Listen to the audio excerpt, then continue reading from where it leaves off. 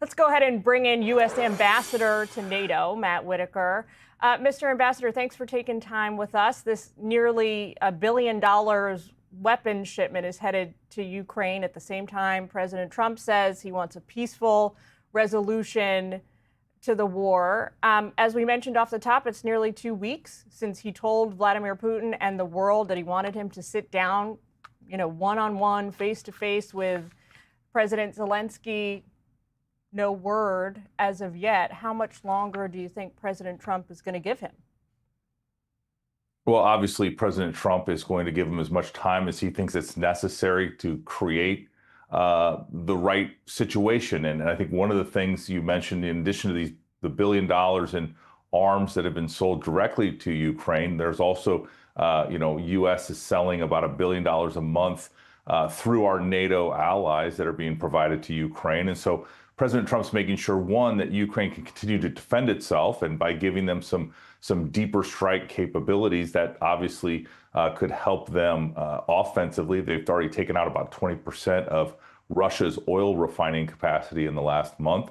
And at the same time, he has so many other cards to play. The Indian sanctions just took effect this week. They clearly are working. India is most likely going to change their behavior in buying Russian oil. So, President Trump knows all the cards he has still left to play, but he also understands that he needs to keep Vladimir Putin at the table as well as Zelenskyy at the table. And we'll see, is it going to happen overnight? Most likely not, but I think we're on the right path, and both sides are still talking, and that is a good thing.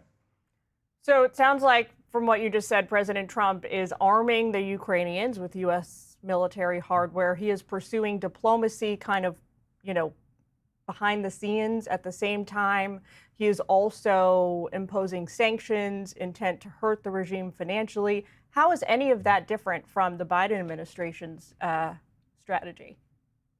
Well, quite frankly, it's all different. First of all, those weapons, the U.S. weapons that are now being used on the front lines of the war in Ukraine, are not being paid for by the U.S. taxpayers. So that's the first thing. The second thing is that we are talking with the Russians. That was not happening during the Biden administration. And finally, we're giving some deeper strike capabilities, and most likely the Ukrainians are going to use them. And that obviously is much different than what Joe Biden did. So you take all of those together, Donald Trump has created an entirely different scenario, has brought Vladimir Putin to the table to have some discussions. Are they complete? No, but the sides are still talking. They're exchanging prisoners. There's a lot of good news, but we all want this war to end. This is not Donald Trump's war, but he certainly wants the killing to end. He wants these strikes on the cities in Ukraine to end. He wants the killing and the death to end. I got to point out, President Biden may not have been speaking to Vladimir Putin directly, but there were certainly diplomatic communications going back and forth between Washington and Moscow. Real quick before I let you go, Mr. Ambassador, getting these reports now about Putin relying increasingly on child soldiers, kind of in the style of African warlords. What's your response?